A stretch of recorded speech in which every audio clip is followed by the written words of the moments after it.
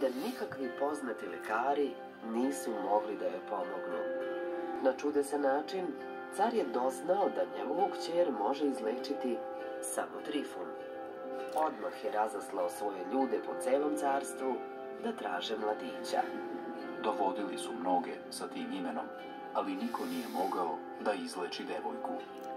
Najzad su u selu Kapsadi pronašli 17-godišnjeg Trifuna, kako na obali jezera čuva guske. Otuda je ovaj svetitelj na ikonama predstavljen kao mladić na obali jezera sa guskama koje pasu okolo. Mladog Trifuna doveli su u Rim i on je silom Božjom izlečio bolesnu devojku. Mnogi očevici su tada poverovali u Hrista i odrekli se idolopoklonstva, a sveti Trifun se vratio u svoj zavičaj.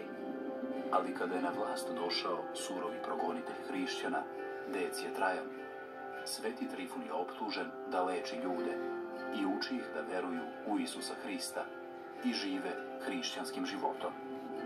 Čuvši da ga traže, sveti Trifun se sam predao namesniku Akvilinu, koji se tada nalazio u gradu Nikeji.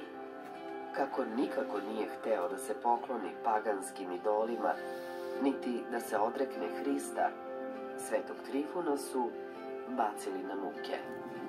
I nakon strašnih mučenja, 250. godine, sveti Trifun je posečen mačem.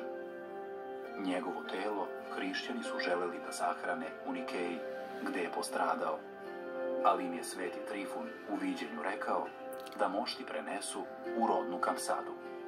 Tako je i bilo. Odatle su kasnije mošti bile prenete u Carigrad, a zatim u Rim.